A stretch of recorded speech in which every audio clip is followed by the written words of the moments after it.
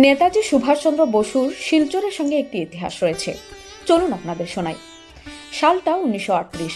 স্বাধীনতা আন্দোলনের উত্তাল সময়ে প্রথমবার শিলচরে পা রাখলেন নেতাজি সুভাষচন্দ্র বসু।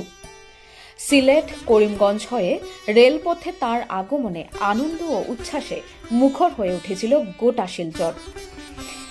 শিলচর পুরসভা তাকে রূপোর ক্যাসকেটে মানপত্র দিয়ে সংবর্ধনা জানায়, যা স্বাধীনতা সংগ্রামী শহরের রাজনৈতিক চেতনারই প্রতীক।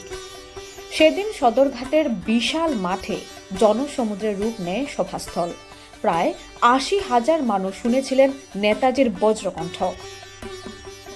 তিনি বলেছিলেন, বর্তমানের জন্য কাজ করো, কিন্তু আগামীকালের জন্য প্রস্তুতি নাও। চরিত্রই সকল সাফল্যের ভিত্তি। পরের বছর 1939 সালে ফরওয়ার্ড ব্লকের সভাপতি হিসেবে আবার শিলচরে আসেন নেতাজি। ব্রিটিশ সাম্রাজ্যবাদের বিরুদ্ধে চূড়ান্ত সংগ্রামের আহ্বানে আবারও উদ্বুদ্ধ হয় শিলচর কাছাড়ের তরুণ প্রজন্ম। এই দুবারের আগমন শুধু সফর নয়, নেতাজি সুভাষচন্দ্র বসু শিলচরকে দিয়ে গিয়েছিলেন সাহস, আদর্শ আর স্বাধীনতার অমোঘ প্রেরণা। যদি আপনারা নেতাজি সুভাষচন্দ্র বসুকে ভালোবাসেন, তাহলে অবশ্যই কমেন্টে লিখুন নেতাজি। আর এই ধরনের কন্টেন্টের জন্য ফলো করুন মোজো উইথ আখি।